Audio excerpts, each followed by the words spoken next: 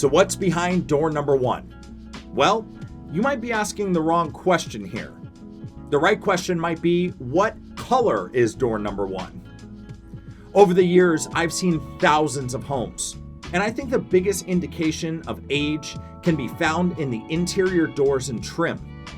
It's probably one of the easiest upgrades that you can do DIY, and I always recommend it where possible.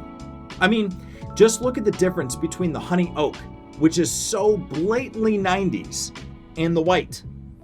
It's the only change in the shot, and it makes such a big difference. You'll feel so much better about your house, and so will potential buyers when you decide it's time to move. With that being said, we highly recommend this project.